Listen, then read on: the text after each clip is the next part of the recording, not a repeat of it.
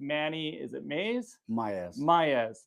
And I am the founder of Omada Real Estate, and Manny recently joined our team. He's going to be helping us in the lead management side, but he has an amazing background that I wanted to dive in today and kind of it's a little bit, I guess, not a normal background that we would see in maybe kind of this role. So Manny, tell me a little bit about kind of let's go back and just who are you? Where'd you grow up? And give me a little high level, background. Sounds good. So I'm Manny Maez. I'm from Salt Lake City, Utah originally. I grew up in Glendale, Utah, a little small area just west of downtown Salt Lake. Went to East High School. From there, well, actually before that, I was, found myself taking care of myself at 15. I was homeless at Okay. 15 years old. Did the high school sports, all that stuff. Passed up scholarships to one of your places. I was going to go to BYU and play sports there. Yeah. End up going to the Marine Corps. After during the Marine Corps, I was in special units there and MARSOC and different things like that. Infantry route first, and then went to sniper school, things like that.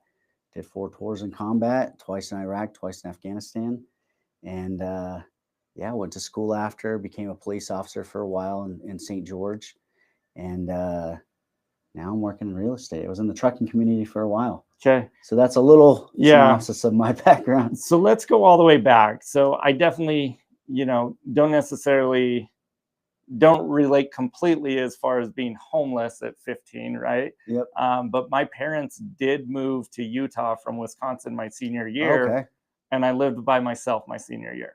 Oh, wow. And so, got a little bit of the experience of growing up sooner than maybe, most kids, but, your situation even sounds a little bit different. So tell me a little bit about kind of what you learned, what was the situation, and how did you overcome and still, essentially, overcome that of being homeless at 15. So I learned, I was raised pretty early on the streets. I learned to kind of ride the gray, if you will, and survive. And so it was more of growing up sinking or swimming. And I've always had that mindset that I was not going to fail. And I took it from the athletic fields, baseball, football, wrestling, mat, and use that strong mindset to just push through and say, hey, I'm still breathing, I'm still living, I'm still happy. Yeah. And push forward. So did you find that, at 15, did you have friends that were supportive? Did you have people that were kind of in the same situation? Or what kind of, I guess, who did you lean on in that moment? I leaned on my coaches and teachers at school. I don't think any of them knew the situation. Okay. And I did not have any friends. We all came from a pretty poor background. And so they were going through a lot of the same things. Lost a lot of the group of my friends to gangs, to violence, to things like that. And so I was pretty much on my own to just use the school where I could and sleep in a vehicle I bought off the streets and work multiple jobs. Okay. So what was it that made you, I guess, choose the path that you went down versus maybe following some of the others that, ended up in the gangs or? Because I like a challenge. Okay. I didn't like the easy route and, go, doing stuff and breaking the law and things like that. I wanted the challenge. I knew I was strong enough to do whatever I wanted to do. And what kept me there was knowing I didn't want to end up like most of my family, not, having any means to support themselves. I mean, I moved probably 300 times as a kid. Oh, wow. And so we were always kicked out of somewhere. I didn't want that life for myself or if I were going to have a family. So that was my main goal I had to look at 15. Got it. And so after you graduated, what was next? Well, I knew I couldn't support myself, and I didn't think I was smart enough to go to college, which was obviously not a good thing. So I turned down baseball scholarships and wrestling and football scholarships. So I said I was always good at sports, and that bronze type of mentality was in great shape. So I said, Marine Corps, I could make a living out of that. Okay, so you went straight from high school to the Marine Corps. Mm-hmm. So let's start. A week after graduation, I found myself in boot camp. Okay, so let's talk about boot camp. Okay. What was it like, and what did you learn from that? Honestly, it was it was really tough. I luckily found myself with a good platoon, a lot of guys from Utah. Um, we won a lot of events, but it was more of, I think I was more mentally prepared because of what I had been through Okay. than most guys there. Physical, yeah, it's the Marines, but I was wrestler, so I didn't think it was too bad. I actually got a little out of shape there in boot Really? camp. Yeah, because, well, muscle wise, Yeah. not endurance, muscle Okay. wise. Um, but mental, I think it prepared me to see that, yeah, if you're in a bad situation, the Marine Corps uses a slang called embrace the suck, Okay. embrace the suckiness right now. Yeah. And that's always been something I've held on in my life. And I learned that before, but I just never had a term to it. Okay. And so did you see people actually quit So during we boot started camp? with 122 recruits and graduated with 70. Okay. So So it's really tough. People and how leaving. long is boot camp? It's about uh, 13 and a half weeks. Okay. So it's not, just 2 weeks. You It's got to it's the sustain for longest a little one, bit. yeah, Okay. that we have in the armed forces here. And was there a common theme of what normally broke people? Like what, The mental why they game. quit? Okay. The mental Mental. game. So a lot of the people would either quit. You can't really quit, so they would either get kicked out, or some people did kind of go crazy, and there was some suicidal thoughts in there, actions that some people have did take, and it was or injuries. Okay. So those that succeeded, did you find, or even with yourself, did you find that you were doing anything in particular that like helped you keep that mental edge? I think it was doing the right thing every time, even when people weren't looking. Always being in the right, holding on to those core values, and striving to just be better every single day, not be with the norm of the group. I wanted to be better. I was not one of the bigger ones. I was not one of the strongest ones, but I wanted to be better than everybody. And Okay. not in the way of like, I'm better than you, more of for myself. Okay. Yeah. And so you got through boot camp. Well, I Uh, shot company high there. So I was shot out of 650 Marines, I shot number one. okay. And so that kind of excelled my career as well in the Marine Corps. Okay. So what came after boot camp though? What was kind of the So I went to infantry school. From there, I shot company high as well. So infantry school's, I want to say it's a 9-week course, and straight infantry tactics and things like that, combat skills. And so in within that, you try out for the special forces. You try out for different things like that. I was accepted due to my high scores in physical fitness testing, and then also shooting as an expert. And then from there, I went to sniper school because kind of had to. yeah. Yeah. So my Okay. shooting scores were just too much to look over. So shooting, I mean that's also a mental thing, It is. right? It is. Yeah. I've done, I found myself leaning towards shotguns so that I can have a spray instead of being, Yeah. Yeah. but on that, like, so how, again, kind of going back, like, how did you calm your mind, your breathing, things like that, to be able to be as accurate as you were? Because I would always think back and hold on to different things, like it could always be worse. You could always be in a worse situation. So why be sad, down, freaking out when this situation, I'm living, breathing, having food every day. I'm here. Like, so I would always hold on to old stuff, and just it would calm me. Like before shooting long distance, things like that, I'd almost fall asleep. That's how calm I was. Okay. And even today, when I go to doctor appointments, I like to calm my heart rate so much to trick the machines. And Okay. so I've always had a good skill on that. So as far as like calming, walk me through kind of your routine of getting ready to take the shot. Like, do you have kind of a rhythm that you do each time of like, okay, breathe in, I hold it. I do a I mean, box breathing method before. So, you hold for 2 or 4 seconds. So you breathe in 2 or 4 seconds, hold for 2 or 4 seconds, and release for 2 or 4 seconds. And I kind of do that a couple times to get my body just like relaxed and calm down. And then my mindset is more of, um, I don't really put myself in like a happy place per se, but I just kind of connect within my body and just focus deeply and like, okay, let's just go through the steps. It's all fundamentals. As long as you're okay, through the fundamentals, your finger placement, your trigger placement, your pull, you're breathing, but I don't do some people will squeeze on the exhale. Okay. I kind of am in between. I don't hold my breath, but I don't breathe.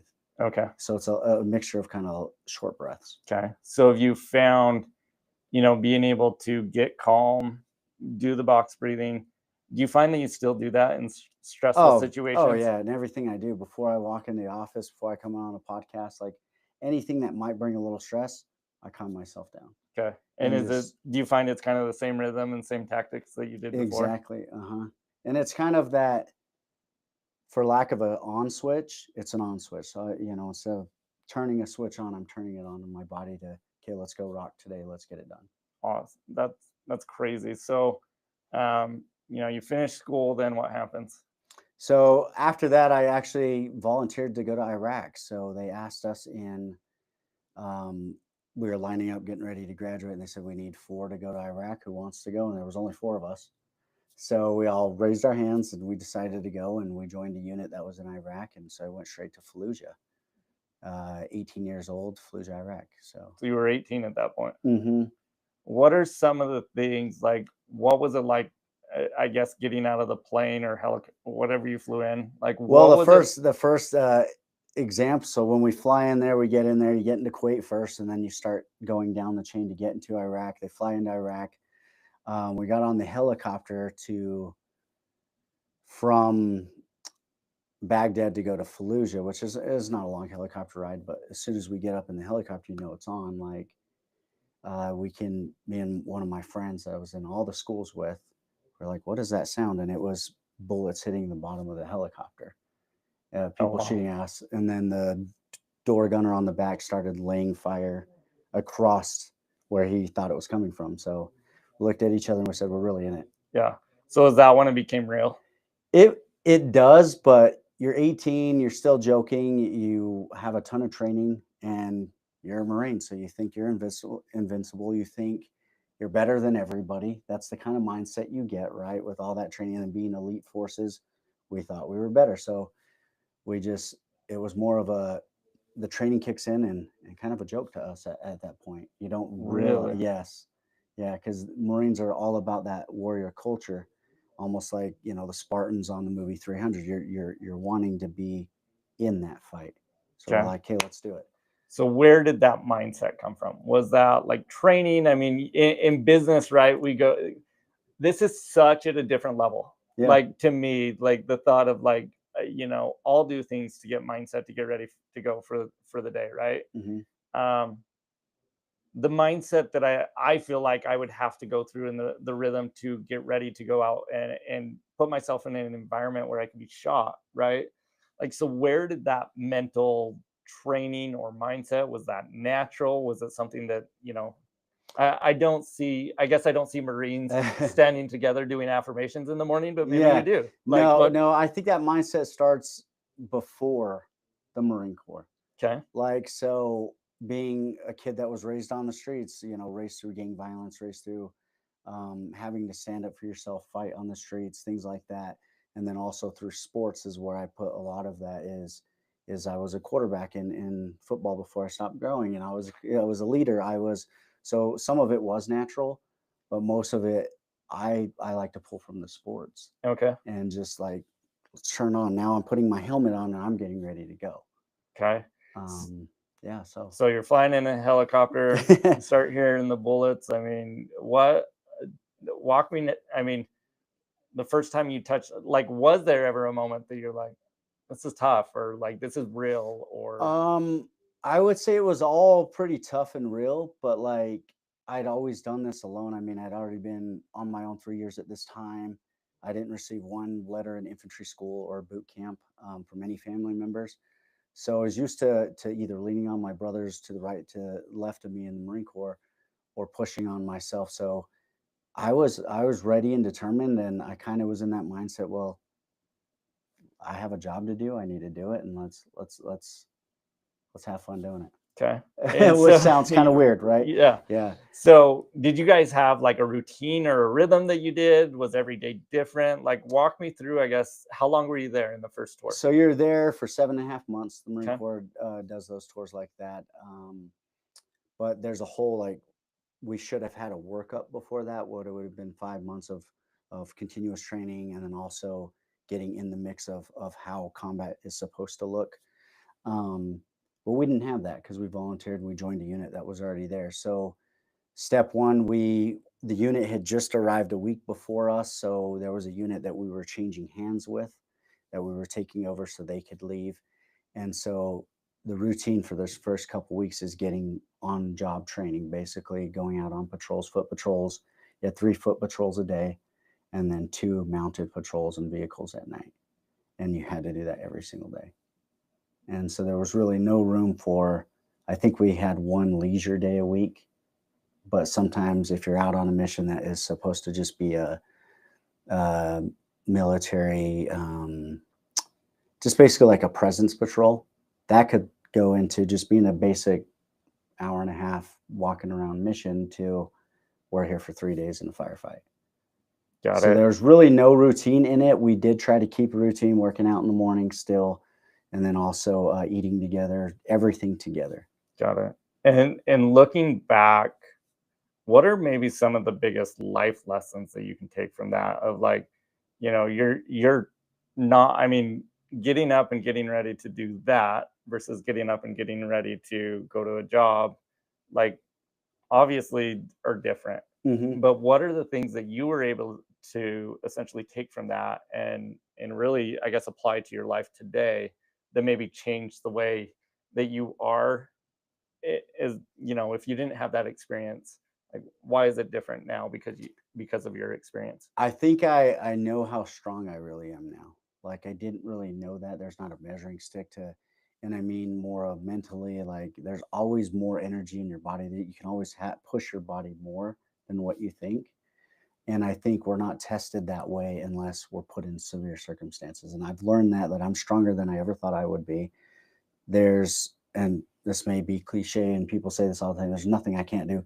There is nothing we can't do as long as we put our Right. minds to it. Like honestly, there really isn't. And I think you don't really see that unless you're put in specific situations that are going to show you that. And so now I know I'm stronger. I can do what I want to. That's why went back to school after that. And was like, what was I thinking before? Yeah. Like college for me at least was a cakewalk. I loved it. Um, so I think just knowing how smart I am, how strong I am, and the drive to just do more. Like instead of, well, I can make 1,000 excuses why I shouldn't get up early and go for a run. No, I'm just going to get up. Yeah. So were there any times that you thought about or wanted to quit? Um, I would be a liar if I said there wasn't. The Marine Corps tough. Yeah. It's really tough, filled with a lot of alpha males, filled with a lot of alpha females, filled with it's it's a warrior culture that's tough all day long.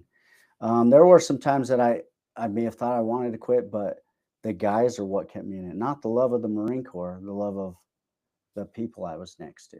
Okay. And so there was no doubt I'd never quit. Yeah. And so was it like physical fatigue, mental? Like what was it that you're like, I'm done? Like, I would say it was the constant politics and reoccurring injuries. okay. So after each tour of duty, like combat, I had multiple injuries, and between the first and second one, I wasn't allowed to heal all the way.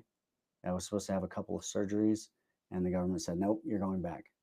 And so that's the hard times. But then I was like, "Ah, I got to go back with my friends," and so it's just not being able to rehab and recuperate before you go again. Yeah. That was what is hard to deal with. Yeah. So a lot of the times in life, I mean, we have kind of that, you know, people will say you have to have a why that drives you, right? Like a passion, a purpose, or whatever. What was it? So would you say it was your community that drove you? I Yeah, mean, that kept 100%. you going? Yeah.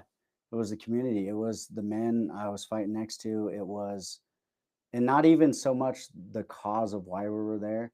I think also a lot of it was helping the Iraqi people that didn't want to be controlled or, by these different Taliban and groups like that.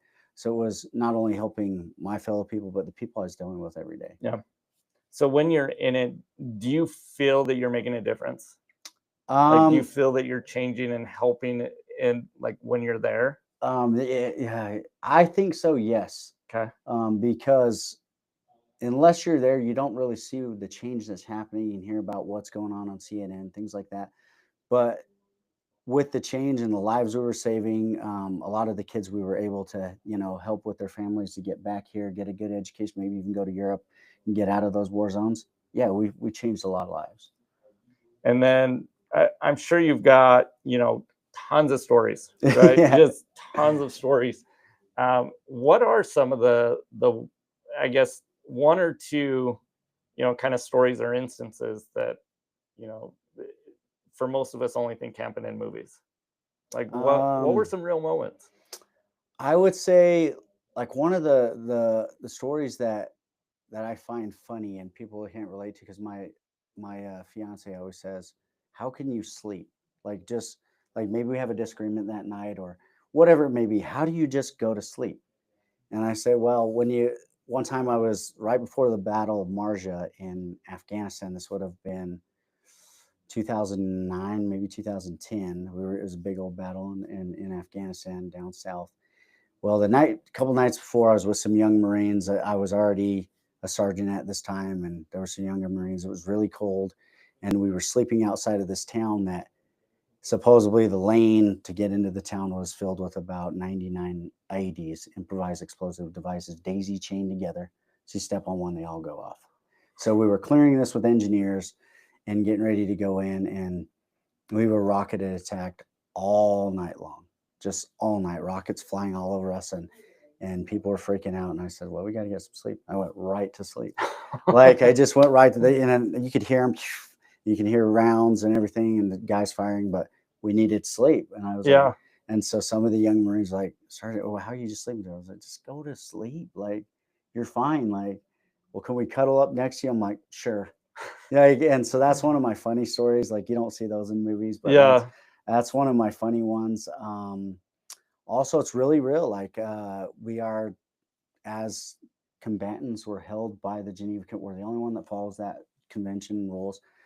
So there's a lot of things that would get us injured and killed because of being the good guy and following the rules, right?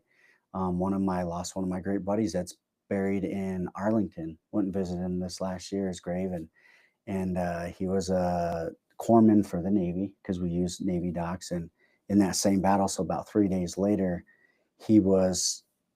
We had secured the whole town. I had fast roped in on a building, and we secured the town, and kind of just letting people in and out that either worked there or had to be there.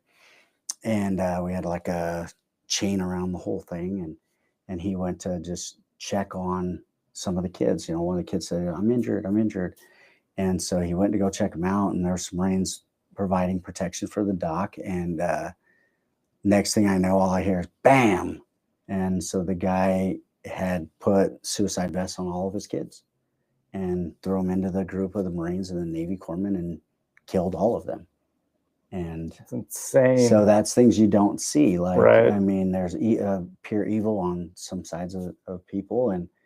And I was like, oh my gosh, that was my corpsman. He took care of me literally probably a week before I had the flu, and he was at my bedside. So, really good friend of mine, and he was just trying to do the right thing. Yeah. So how do you pick yourself up from? I mean, there was death, there was injury, there was chaos around you. Like, how would you pick yourself up to? I mean, The hardest part in the moment isn't really picking yourself up. I mean, the training kicks in. You kind of do what you need to do, try to get them off, and see if you can get them help. It's more of after the fact when they're flown back and you go back to the base and you're having to collect all the belongings. You don't see that in the movie. You have to collect all their belongings, send them off. You have to, and then that's even letters that they might be getting that day. And then any of the gear they were wearing or had on, you have to send that in to make sure it wasn't a failure by the safety standards. yeah, And then they're buried and have funerals before you even get back. That's the hard part. And being able to move on from that is for me is like holding on to the good times. Like Doc was an amazing guy. He was from Taiwan. He spoke 7 languages. Um, and he had just got a citizenship by serving this country. And it was wow, amazing. And so I hold on to that. Like his family is now can live here, and have a good life. And his wife did go on, and she is actually a surgeon now. And so I hold on to those things. Like, he would be proud of what he did and wouldn't want us crying for what happened, because he was Got doing it. his job. So you were shot, right? Yeah, yeah. Well, I guess what happened? I mean, and what went through your mind? Like, Well, the one where I was shot in the shoulder here too, like, that's one of the main ones I talk about. It was just a small round, okay, and what so does that mean? it was probably like not a 22, but like somewhere around that caliber. I think it was like a Okay, 25 caliber or something like that. And it burned. It like hurt really, like it just felt like more of like when somebody just hits you on the back like that, but with a point, if that okay, makes sense, or yeah, like a hot point, and it just like stuck in there. And I'm like, what is that? Like, I didn't know what it was. I could see a little bit of smoking, and then one of my guys like, oh my gosh, you have a round in there. I mean, that's not the language he used, but yeah, that's what for sure. yeah, and pulled it out with a Gerber. So, and then Just we right just, there, yeah, yanked it out. and just because it burned, but it got stuck. So it didn't really, it wasn't a very powerful round. It was a little handgun that wasn't even American. Okay, It was like a little Chinese 2-shooter. okay. And so again, I mean, you get shot. What's going through your mind at that moment? Is it more just I about the was pain looking and more the? areas, like I was more concerned about bigger or exit wounds. Okay, Um, and then I more of got pissed off, okay, lack of a better. I was like, wow, this is crap. Like, and then I was like, but good thing that's, free education. So that's what we yeah, called it. We didn't call it injuries or Purple Heart. We call it free education. okay. And that's more of a mindset to joke around and still move forward and get the job done. Did that cause any like hesitation, like in the future? So I know and this is nothing even similar, but I got in a snowmobile accident, Yeah. right? And it was on a powder day, riding through the snow, got in an accident. And even now, 20 years later, like when I start getting that powder flying over my face, like I freeze. Yeah. And like, did you have any of that of like, oh, like, I got shot, I could get shot again? Um, Like, was it just like, you know, stubbing your toe and you kept going?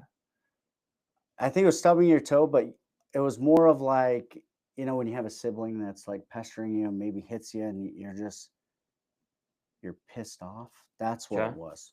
Like, I was just like, oh my gosh, can you believe that? Like today, really? Like, it was more of that. Like, if you're gonna injure me. Like, don't just give me a little flick. Don't give me that. Injure me. Yeah. And so I think I was more mad at that fact because I didn't get to go home. I still had to, like, it wasn't bad enough where they're gonna send me stateside or whatnot. They're like, no, we'll just band you up and you'll just be on light duty here. And I'm like, okay. So took me away from my Yeah. team. And then I had to go sit in the radio room and operate the radio until I left. Yeah. And so in the Marines, did you ever have an opportunity to lead people? Like, were you ever Oh directly yeah. over? Oh yeah. So like very first one, I was young and I was one of the younger Marines that picked up our job and our duties right away. I was a vehicle commander, which is a big thing. You're over your own vehicle. And then from there I went to squad. I was over 3 vehicles. Okay. And then later on, I went over to platoon level, and then also on the headquarters side with over a company. Yeah. So So, in the Marines, how important is it for you all to be on the same page, to follow, for lack of better terms, in business, the SOPs, right? yeah, Actually follow what's laid out to you. Like, how very critical? important. Like, you want to follow everything to the T. Obviously, each team's going to make a little tweaks here and this and that, but as a whole, you want to be able to plug people in where there's injuries. So they're not, this team isn't learning one thing over here or doing it a certain way or not doing it a certain way. Because when it comes to the heat of the battle and you're clearing houses and rooms, we all have to be on the same page, or we're going to end up having negligence and shooting each other and things like that. Like, we need to know what the other guy is doing without talking. Yeah. And so following every little training step.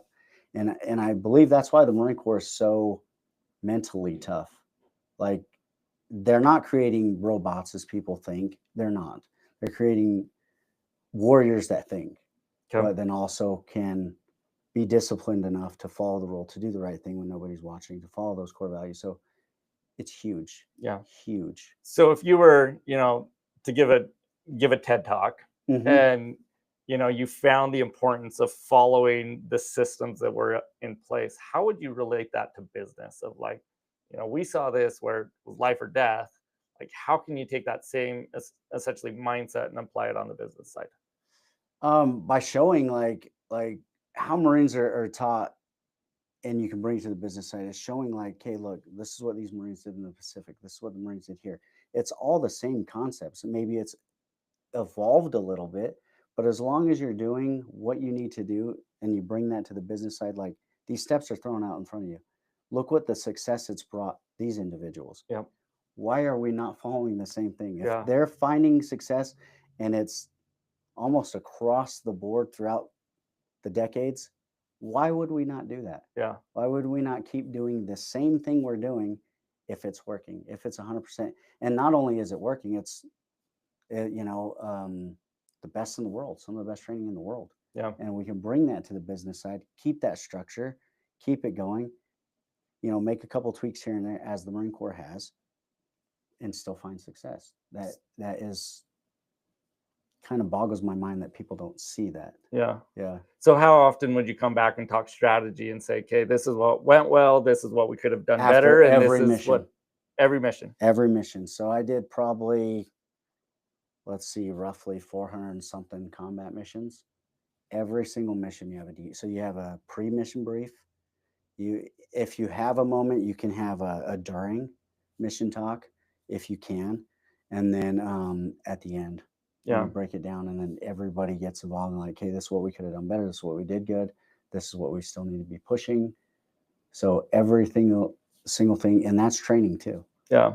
And I find it interesting in business, right, that we don't debrief a little bit more, like come back and evaluate our performance and say, like, and that's where I think a lot of us get stuck doing things that it's not the most effective way of doing it, right? I think like I love being innovative. I love disrupting systems and Mm-hmm. things like that, Mm-hmm. right? But there's also like a certain path that most of us are not going to be in, and it's just the truth. Most of us are not going to be trailblazers, Yeah. right? Like, and so for me, I don't, be innovative, look for creative ways of doing things, but at the same time, if there's a system and model that works to get you to where you want to go, like plug in, and it just makes it, a lot easier, and then I come can't back, agree evaluate even more. what can I do better, what can I change, what can I do. But so many people give up on a system before they actually run the system. Mm-hmm. They're like, that doesn't Yeah. work, but they haven't actually ran the system, and they want to create a new way of doing it without following a plan, a model, and then it's trial and error. And for me, it's like, let's prove the model, and then after we can 100% say I've followed the model. Now what can I do to make it better? Exactly. And usually it is small tweaks. We're not going to overhaul everything. Mm-hmm. It's like, oh, if I would have said it this way, the sales call would have went better. Or, oh, if we actually, evaluated this metric, we'd get a better understanding to do this. And I think so many times that we're just throwing things out. Does this work? Oh, that didn't work. And we didn't even give it time to play out. Eh, And how much time have you wasted trying to create your own thing when right. you could have followed this model and then put your own twist on it, put those tweaks on it?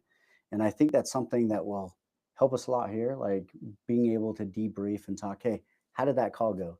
How do you think we could have, maybe worked on that? And then seeing, hearing, and doing, we can make that Yeah. change and move forward. Yeah. Okay. Let's fast forward a little bit more. So you ended up working at prison, jail. Where'd you? So I was a Washington County Sheriff's Deputy in St. George. Ended up working down there. So I did a little bit of the jail time at first. Okay. And that was when I was in the police academy down there. So that was interesting. And then I started working on the streets and patrolling. And then I also, after that, went on to work with Colorado City in Arizona. Okay. And so I was they call them marshals there, but it was just basically a police officer there as well. Okay. Did you find through that, did you find that there was a pattern? Or, I mean, I don't know if you got to know, anybody that you actually, arrested or oversaw. Did you find that there was a pattern of like this led people to do things, or what, like, was there anything like that of like, hey, if you can avoid this, you'll probably have a higher chance of not screwing up in life? I think so, and I think the pattern I saw the most was people not having the confidence, or even not so much the know-how, but having, like you would hear, a structure to show Yeah. them success. Like, well, if I do this right, I'll end up here, and then once I'm here, I can go here. There wasn't a lot of that a lot of the people would see, and in the jails we were trying to do that. Like, here's the classes for better parenting. Here's the class for then you complete that course, you can see your children more. And then now we'll go from there to working with the career side. Let's get your education. Let's get this done. Um, so unless they could see that path, it wasn't going to be there. Were the change was hard, but once you got them to notice that path and maybe change their environment a little bit, just with that notice, here's a pamphlet, we were able to get them on the right track. But Got the it. path was basically opening up their eyes to seeing, Yeah. So do if you that feel makes like a sense. lot of the times, maybe because of choices, they either fail or have they've gotten backed into kind of a corner and they're just reacting? Yeah, it's more of a natural thing in trying to survive and believing that people only see you one way when that's not the truth. And it's honestly a battle within themselves to want to create that change or follow that path. Okay. And then as far as you've worked with people, both alongside in the team, you've led people, you've managed people. Talk to me a little bit about maybe some of the leadership skills that you've found that kind of, what am I trying to say? Like truths that go no matter what industry you're in, no matter if you're in the military, if you're in real estate, if you're a business owner, like what are some of the leadership skills I that, think the biggest one I found was empathy. okay?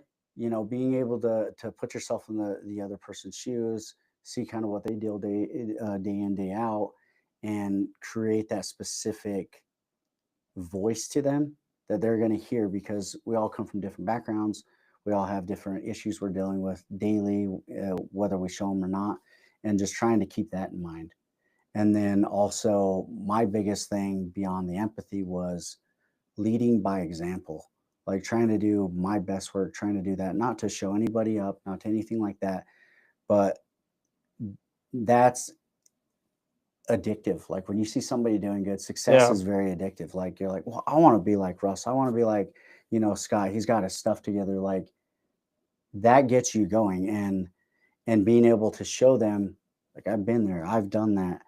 Um, I've been at the lower of the totem pole. Now I'm at the above, but it takes work. Yeah. But I think leading by example is one of the biggest ones. But empathy, hands down, anywhere Yeah. you go. Okay. So being able to put yourself in their shoes, feel what they're feeling, and Hmm. gain an understanding. Yeah. And then by understanding their situation, you're able to help them take the steps forward. Yep. And then I think also letting them see you as a person and not just that boss, Okay. right? Or that sergeant or whoever it may be. Like obviously keeping those boundaries and things like that, but letting them see that you are a person too, because sometimes you may see, oh my gosh, I'm scared of Russ. He's the big guy here, like, or Jeremy. Yeah. They need to be related and see you as a person that you've been there, you've done those steps. Like I think being able to open up to them in certain factions that you're comfortable with is a good thing as well. Yeah. So as a leader, would you say being willing to get in the trenches with the people you're working with, that they respond differently than if you're just up above barking out orders? 100%. I mean, radio guys are one of the biggest targeted people in combat. They see the whip antennas, they see the things like that, right? People want to take them out. So, as leaders, what we would do is we'd go to the scrap yards, grab those whip antennas, shove them in our backpacks. So, we were targets as well. Or when it came to clearing houses and doors, putting ourselves in the rotation, not just making the young guy kick the door in, because that's where the biggest hazard is. Yeah. We would all take turns. Yeah. So being able to show them that, like, I'm willing to do all this with you by your side or in front of you. Let's do it together and Yeah. create success. Yeah. And what I've heard from you, and I've absolutely loved, right, is you've had moments of being in combat and having a community that has pushed you through, that's got you Hmm. through hard times. Um, that mentally you have to do the work, right? To get your mindset that you're individually doing breathing exercise, box breathing, right? And then at the end of the day, as a leader, like being able to lead, you know, with the group. So as opposed to, you giving orders and then having someone else carry through, that you're in the trenches, you're Hmm. leading, you Yeah. understand their mindset. And so again, your story as I hear it, like I don't know that there's any better life training. And so when you work with people, do you think that gives you an edge to be like, what you're dealing with, and you have to show empathy, right? But Yeah. I'm sure, at least I would assume, there are moments when it's like you don't know what tough is, right? When And that's someone usually says, working with my kids or with I coach high school baseball. "Okay, So working with them and just trying to find, again, it comes down to everything you say all the time is finding that why. yeah, Like their why. Like, okay, so yeah, it was hard for you to get up in the morning and do these chores and do that. But why are you doing this? Why are you pushing yourself to, you know, be in the weight room at 4 in the morning? What is that and why you want? And so yeah, relating back to that, I don't necessarily go at them and say, well, this is what I had to do. I sometimes will say, well, I remember when I had a hard time when I was in Iraq and I almost got captured. Like, then that kind of humbles them a little bit to listen to me. And then also, you know what? You're right. It isn't that bad. yeah, Like it yeah." isn't that bad. You could be in a lot worse situation. Yeah. Well, I know you've changed my perspective of like, there's moments of like, oh, this is hard. And I hear like, even though you've never, you're not screaming at me. Hmm. Like it's one of those that it's like, I guarantee he's thinking, you don't know what hard is. Like, and so, one, thank you for your service. I mean, Thank that, you. I that appreciate is that. amazing. And I truly don't believe that we understand and actually, thank our service members enough. Like what you guys go through, and the training, and then actually being in combat, and then coming home, and having to work through anything mentally that way to go then into the business world, like the skills and the mental toughness. I don't know that there's anything that could make someone more mentally tough than what you went through. Hmm. And so it amazes me. So as we wrap up here, do you have any like life lessons or guiding principles that you live by, that you feel like this is what's got me where I'm at today? I think the biggest one I live by is embrace the suck, as I said Okay. earlier. It could always be worse, and enjoy every day, like every minute, every day, and just try to be better every day. Those are Yeah. the main things, four things I live by is I try to be a better me every day. I try to live life to the fullest, and that's like, having fun, going outside, not watching depressing movies. Like I really just enjoy, I don't watch the news, things like that. Um, and just knowing where I came from, where I could go back to, Yeah. or why. Like I can always just push more, push more. It's always coming down to how much more are you willing to give? Because just around that corner, you may be making all these calls and calling all these leads, and you're like, I'm ready to give up. And if you'd have just waited that extra day or 2 days, it turns around. Yeah. Yeah. It turns around. And Jeremy gave me a huge story about that the other day, and I'm like, oh my gosh, like, Yeah. So, I mean, we've all seen the picture of the guy, digging for diamonds, and he's like 6 inches away. He's dug this huge tunnel, and he gave yeah. up, 6 inches away from the prize. All right. Well, we are up on time. Thank you so much for coming here. You heard it from Thanks for Manny. having me. Embrace the suck, take life head on, and, enjoy everything. Be grateful for every moment that you have. We are, part of Omada Real Estate. Manny is part of our leadership team. If you want to reach out to us, if you want to chat more, figure out, how we can help you accomplish your goals, feel free to reach out to us. You can visit our website, omadarealestate.com. You can find me on, all the Instagrams, LinkedIn, Facebook, whatever. I'm out there on social media. Just DM me, and we would be happy to help you along with your goals as well. Yes, thank you. Reach out to me as well.